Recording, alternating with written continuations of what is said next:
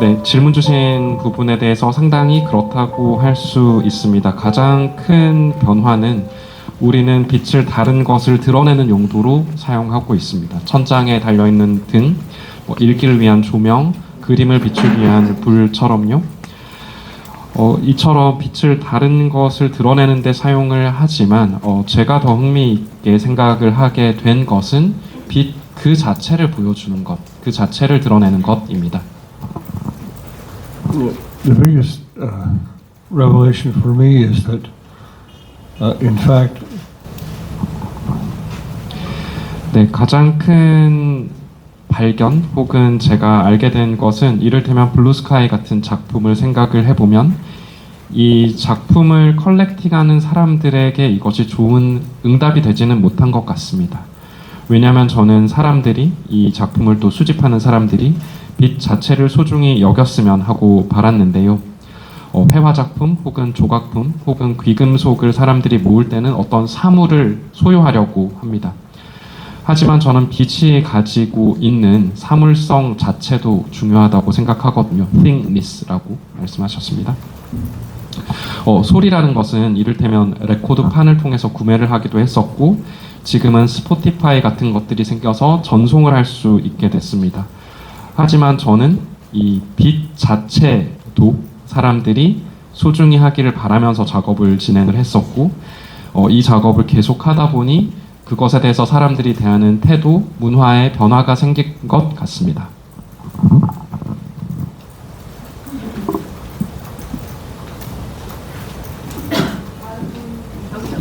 그러면 저기 터렐에게 빛이라는 게 물리적 도구인지 철학적 재료인지 빛은 나에게 무엇인가라고 질문하신다면 first of all, light is a physical thing. A photon has mass. Yes, it. 사실 빛이라는 것은 물리적인 실체가 있는 사물입니다. 왜냐하면 포톤, 광자에는 질량이 존재하기 때문입니다. 동시에 빛의 파동은 하나의 현상이기도 합니다. 그렇기 때문에 빛은 사물이라고 할 수 있습니다. 물론 우리는 이 빛이라는 것을 일시적인 형태로만 바라보는 경향이 있습니다. 하지만 말씀드렸던 것처럼 이 빛이라는 것을 저희는 항상 다른 것을 비추는 데 사용을 하기도 하고 또한 저의 작품을 누군가 컬렉팅 한다고 했을 때 저에게 이런 질문을 합니다. 그렇다면 이 작품을 소유함으로써 내가 갖게 되는 것은 무엇이냐라고 질문을 했을 때 제가 거기에 대해서 하는 답은 당신은 이곳을 지나치는 빛을 소유하게 됩니다 라고 이야기를 드리곤 합니다. Well, regarding the finisher. 네, 그래서 로덴 크리에이터의 종결이 어떤 모습일까라고 질문 주신 것에 대해서부터 답변을 드리도록 하겠습니다. 2000년에 완성을 하겠다라고 이야기를 했었고 계속해서 그 상태에 머무르고 있습니다. 건축가나 예술가들이 빠지고는 하는 휴브리스, 함정이라는 것이 있는데요. 종이 위에 드로잉으로 어떤 터널을 그렸을 때에는 아주 단순하고 간단한 것처럼 보이지만 그것이 실제로는 300m 정도의 길이가 되고 어떤 식으로 구현을 하느냐에 따라서 400만 달러가 들 수도 있고 1000만 달러가 들 수도 있게 되는 현실을 마주하게 됩니다. 주변에 아마 박사 논문을 끝내야 되는데 마치지 못하고 있는 친구가 하나쯤은 있을 거라고 생각합니다. 저도 그 친구들 중에 하나라고 생각해 주시면 좋겠습니다.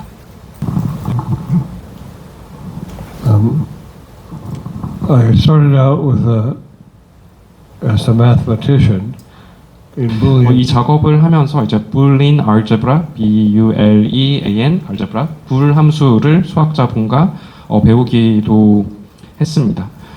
왜냐하면 이 색상이라는 것을 생각해 보면 색깔은 이제 파란색과 노란색을 섞으면 녹색이 나오는데 이 같은 파란 빛과 노란 빛을 섞으면 하얀색이 나오게 됩니다. 대부분의 사람에게 이것은 뭔가 이해할 수 없는 현상처럼 여겨지는데요. 이것을 스펙트럼을 배우게 되면, 빛의 파장을 배우게 되면 그 파장을 나누고 그렇게 나뉘어진 파장을 합쳐서 섞는 것을 해보게 됩니다. 모든 빛은 기본적으로 흰색 빛을 가지고 있고, 빛이 없다는 것이 어쩌면 검은색 혹은 어둠이라고 할 수 있겠는데요. 빛의 인식이란 소리의 인식과는 달라서 소리와 같은 경우에는 정확한 음역대를 정확하게 인식할 수 있는 사람들이 있지만, 색상은 항상 그것이 어떤 맥락에 놓여져 있는지와 관련해서 인식이 됩니다. 그렇기 때문에 인식의 인지가 상당히 중요한 것이고요. 이 작품 안에서 느끼는 혼란감 같은 것에 대해서 이야기를 해보자면, 그러한 것을 통해서 우리가 어떤 식으로 세계를 인식하고 있는지를 깨닫고 그것을 알게 됨으로써 우리가 스스로 현실을 어떻게 구축하는지를 배우게 되는 부분이 있다고 생각을 합니다. 그렇기 때문에 다시 한번 인식의 문제가 중요한 것이고요. 그리고 점차 더 저희는 우리의 현실 또한 경계가 없는 방향으로 나아가고 있다라고 생각을 합니다. 말하자면 파일럿이 시야가 전혀 가려진 상태에서 비행기의 어떤 수치에만 의존을 해야 할 때, 혹은 스키를 타는 사람이 눈보라가 몰아쳐서 화이트아웃 상태에서 방향을 감지해야 할 때, 혹은 바닷속에 들어간 다이버가 수압 조절기를 차고 있어서 이제 중간점에 이르러서 전혀 움직이지 않게 됐을 때 공기의 움직임이나 주변을 보고 어느 쪽이 위인지 어느 쪽이 아래인지를 감각이라는 것이 말씀 주신 것처럼 지평선이 상실된 공간 안에서 머무를 때 느껴질 수 있다라고 생각을 합니다. 그리고 저는 이러한 것이 오늘날의 사이버 공간에서도 우리의 사유를 통해서 일어나고 있다라고 생각을 합니다. 이 지평이 무한히 확장된 사유의 환경 안에서 우리가 주변과 어떤 관계를 맺고 있는지를 파악한다는 점에서 말입니다. 그래서 방금 말씀드렸던 것처럼 스키 혹은 안개 속에서 운전을 하는 것, 이런 것처럼 지평선이 없는 공간 안에서 우리가 새로운 지평을 오히려 열 수 있다라고 생각을 합니다. 물리적인 것에 대해서 조금 말씀을 드려보도록 하겠습니다. 공중에서 묘기를 부리거나 혹은 비행기를 탔을 때 사람들이 어떠한 불편함을 느끼는 경우들이 있습니다. 처음에 그것을 했을 때는 구토를 한다거나 하는 식으로 경험을 하는데, 그 감각에 스스로를 맡기고 머무르게 되면 오히려 본인의 감각을 더 잘 깨닫게 되는 부분이 있다라고 생각을 합니다.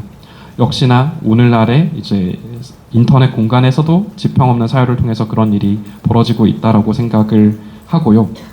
이러한 것들을 감각이 개방된 사람과 그것이 개방되지 않은 사람이 동시에 있을 때, 이를테면 에어로바틱스를 하는 사람이 뒷좌석에 친구를 태웠을 때 뒷좌석에 있는 사람은 그것을 처음 겪으니까 일단 토하는 일부터 벌어지게 되죠.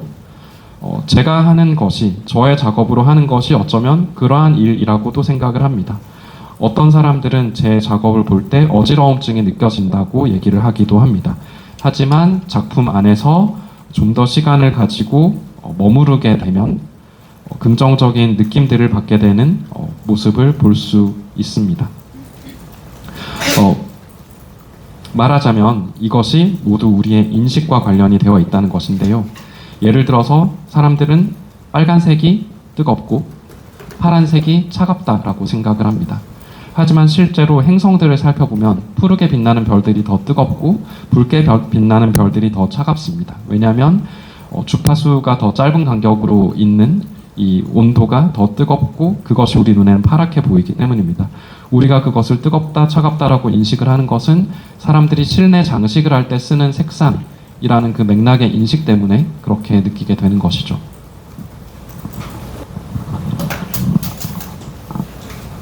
We have the same problem in Arizona where 애리조나에서도 같은 문제가 있습니다.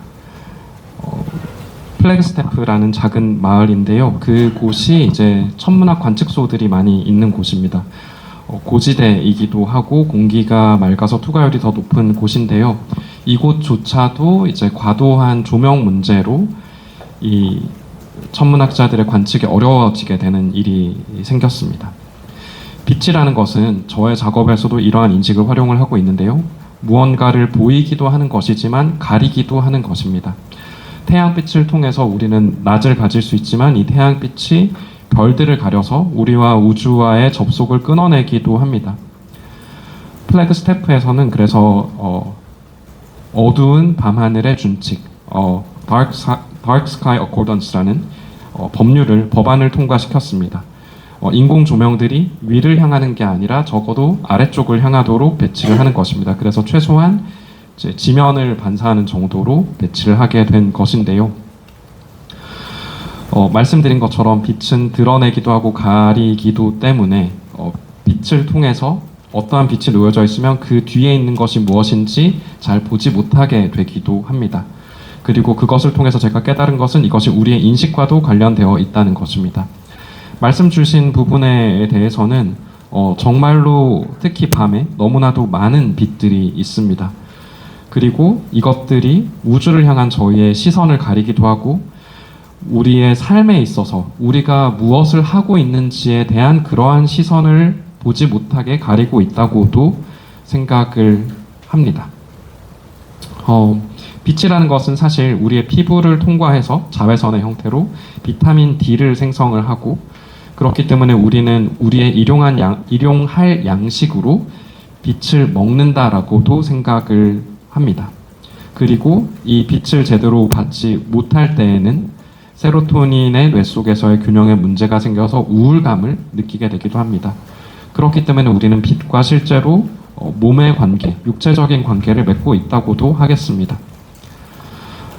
빛과 우리가 맺는 관계는 마치 음악 혹은 사운드와 비슷하다고도 생각을 합니다. 이를테면 우리가 들어가는 공간의 빛이 우리에게 영향을 미치기도 하고 방송국에 가게 되면 본격적인 촬영이 들어가기 전에 긴장을 풀기 위해서 그린룸이라는 곳에 들어가기도 합니다.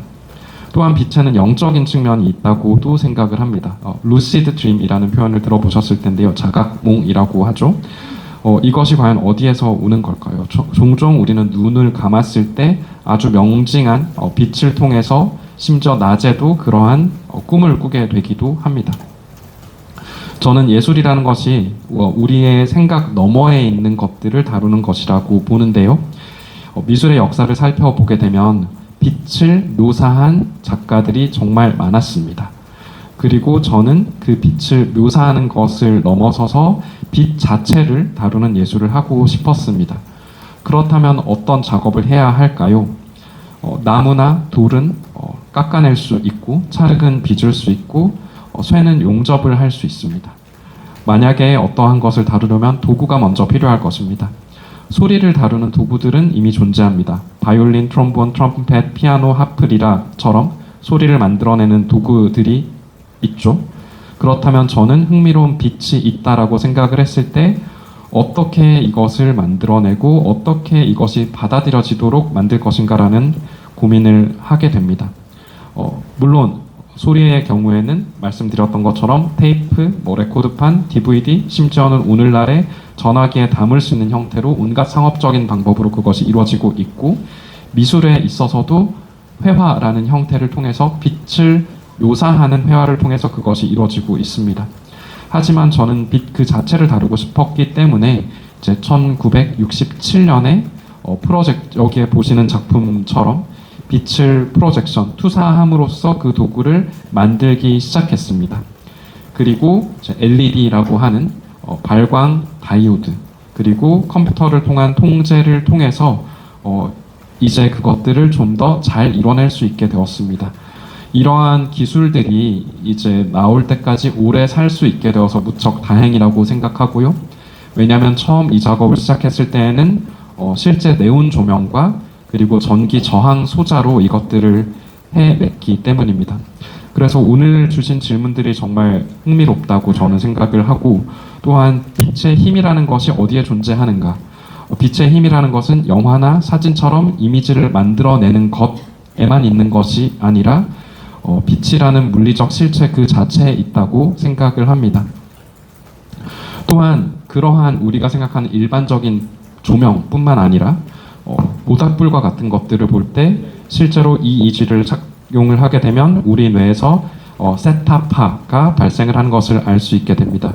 그리고 가끔씩 이제 밤에 도로에서 헤드라이트를 마주하고 옴짝달싹하지 못하는 사슴들을 본 적이 있을 거라고 생각을 하는데요. 그렇게 되면 사슴은 차에 부딪히게 되는데요. 인간들 또한 동일한 존재라고 생각합니다. 저는 인간들 또한 빛에 감응하는 존재들이라고 생각합니다. So I have some final words. 네, 그리고 마지막으로 하나만 더 첨언 드리자면 오늘 저는 제가 빛에 대해서 어떻게 생각하는지를 많이 말씀을 드린 것 같습니다. 하지만 결국 저 또한 한 사람의 예술가일 뿐입니다. 제가 오늘 여기서 하려고 하는 것은 여러분에게 한 조각의 빛을 전달하는 것이고 빛 자체의 경험을 제공하고 싶은 것입니다. 저의 모든 작품들이 동일한 정도로 엄청난 성공을 거두는 것은 아닙니다. 하지만 삶이라는 것이 그런 것이라고 생각합니다. 그리고 여러분들은 이제 제가 어떠한 것을 했고 무엇을 하고 싶은지 알고 계신다고 생각합니다. 저는 빛을 사랑하는 그리고 예술을 사랑하는 한 사람이고 여러분도 이 자리에 같은 마음으로 계실 것이라고 생각합니다. 그리고 제가 보기에 지금 한국은 어쩌면 아시아에서 가장 강력한 문화로 부상하고 있고 여러분이 그것을 만들어 나가는 분들이라고 생각을 합니다. 팝 음악에서 K-팝 그리고 피아니스트, 바이올리니스트와 같은 사람들까지 모두 경계를 확장해 나가고 있습니다. 그리고 이 자리에 계신 여러분들 또한 저처럼 예술을 사랑하는 분들이고 한국의 문화 자체가 저와 같이 엄청나게 예술을 사랑하는 문화라고 생각합니다. 결국 저는 한 사람의 작가일 뿐이고 이 미술 혹은 예술이라는 것은 이 세상에서 가장 중요한 것이 아닙니다. 저는 그저 제 일을 할 뿐입니다.